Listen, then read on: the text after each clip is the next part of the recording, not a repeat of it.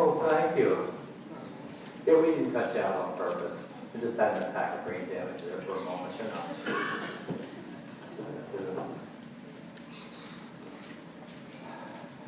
I was reading a little memoir by a lady who was meditating on her life as an adult and looking back.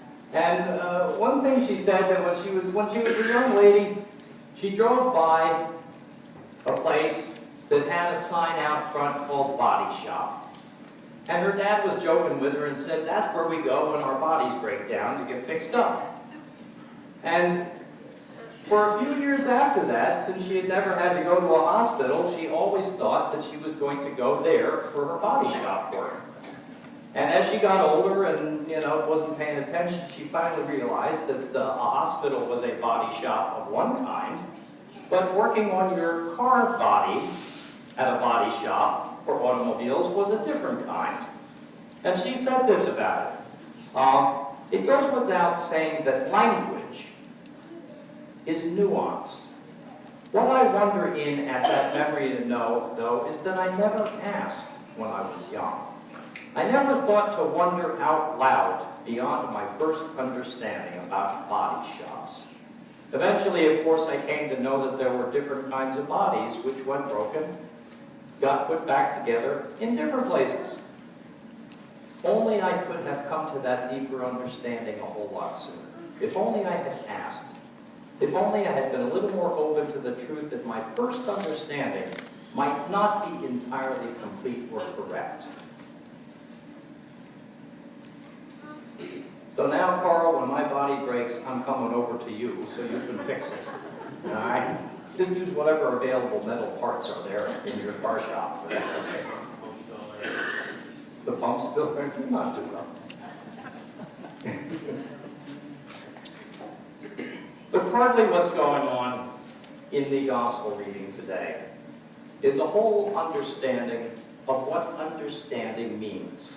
There's two different ways to see things. You can see things physically with your eyes, and then you also have to see things through the perception and through your mind, how you're going to interpret it, understand it, relate to it, and the whole shoot and match like that. The one thing that we know in the reading today in that set of that Greek tragedy play is that this poor man, according to John Wesley in 1800, said, this poor man could not see Christ, but Christ saw him. And if we know or apprehend anything of Jesus, it is because we were first known by him. And that is the very first thing for you to realize in your own faith life and spiritual life, is that you are known by the Lord most of the time before you know him. That he has graced your life and said yes to your life and has loved you from the very beginning before you thought about it, realized it, or had any need to know it.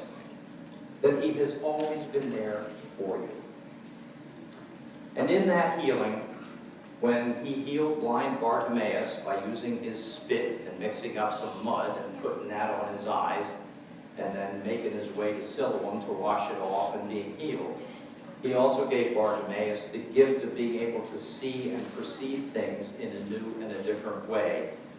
God opened the eyes of his understanding as well as of his bodily eyes.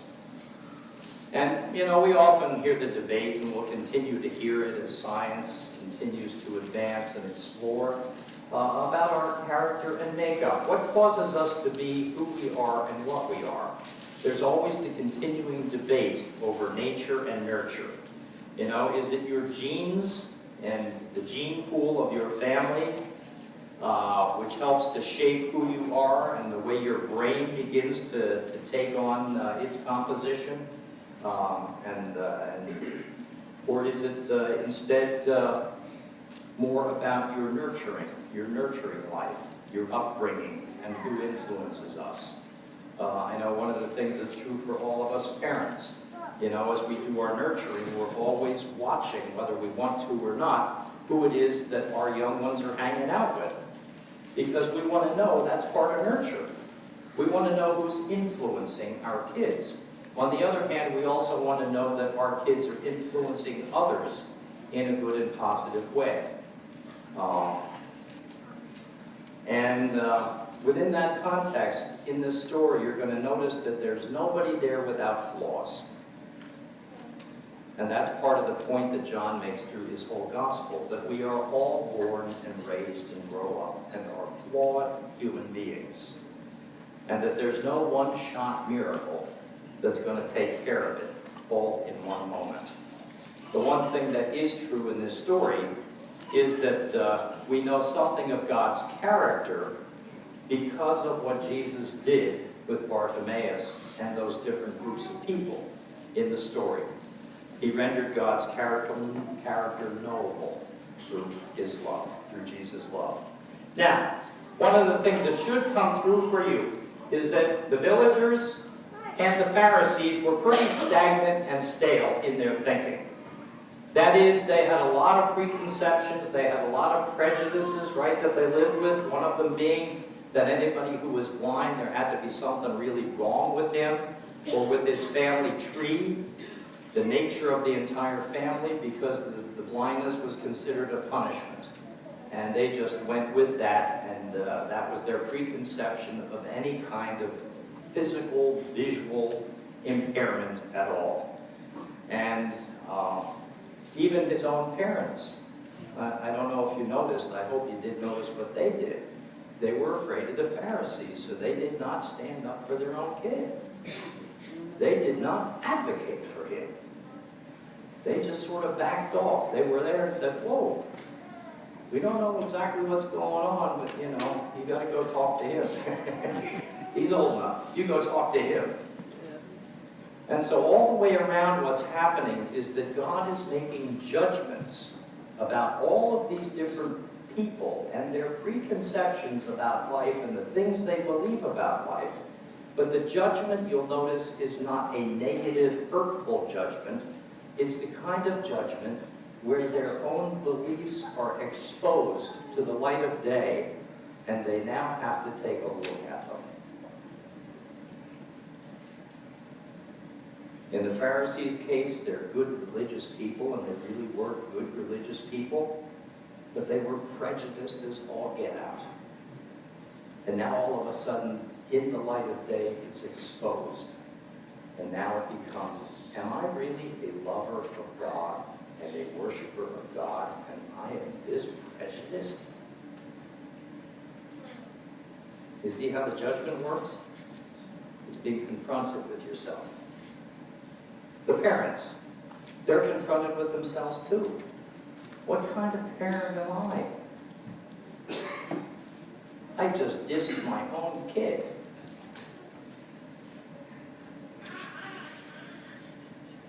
And so on it goes. Bartimaeus, too, is now confronted with himself. Now, how shall he live? How shall he be now that he is sighted? The one person in this whole story, in addition to Jesus, who does well, is Bartimaeus. He matures and shapes up so good, right? He takes on the Pharisees in a very mature fashion, very adult fashion, converses with them very directly. He talks with Jesus very directly as a mature adult. He's the one person in the whole story who, confronted with himself and his new life, is able to thrive and flourish. And that is the gift that Jesus gives to him. And it is the offer that he makes to us. To be able to see life in such a way that you're able to pierce through the veil of each other's lives, both in your family, among your friends, your workmates, wherever it may be, so that you can get to see them as they truly are, one who is loved by Jesus. Thomas Aquinas said that nothing hinders somebody from having nothing hinders an act from having two effects. And you see that occurring in this story too. On the one hand, you look at what Jesus did. He healed this young man, Bartimaeus, right? That is the one act. There is a second act that goes on, the unintended consequence. And that's what the rest of that whole play is about, the unintended action of Jesus, but maybe it was intended.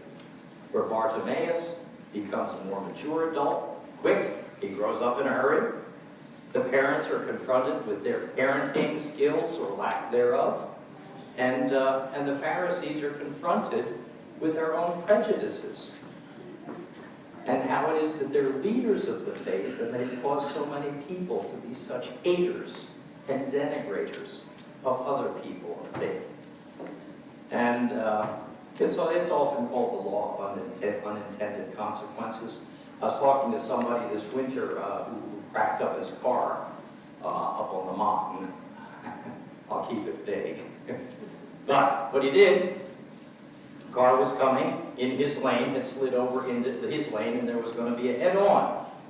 So his intended consequence was to avoid the collision. And he did, by swerving to the right, getting right into the guardrail, up hard and close, and avoided the head-on collision. The unintended consequence, the second act, is that he ran into the guardrail and crushed his car on that side, totaled it. But as a result of that, the first act, which was to swerve away, he saved his family, and they lived. And it is that which Thomas Aquinas pointed out in the 1400s is really important for all of us who are Christians to recognize that most of the time as we act on people and in people's lives, there will be both the intended consequence of our intention to bring newness of life and freshness and healing to their lives, and there will also be the unintended or second event that will happen with that.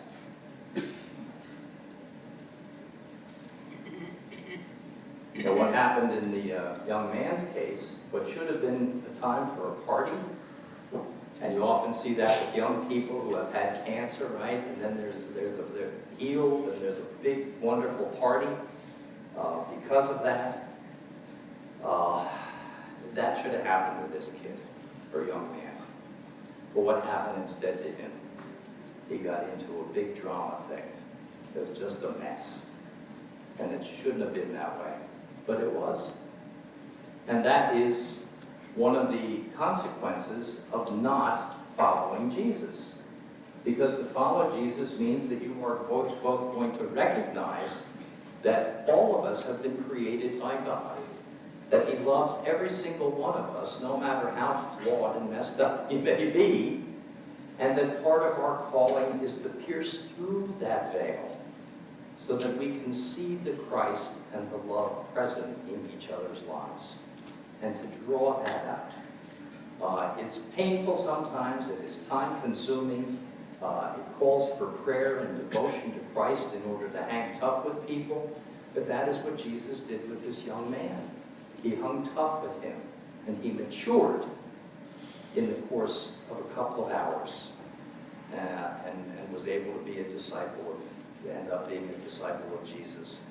At the same time, the Pharisees and the parents had things they had to take a look at in their own life. How is it that I say I believe in God and I'm such a hateful human being? How can I despise so many people who are not like me and still call myself a lover of God?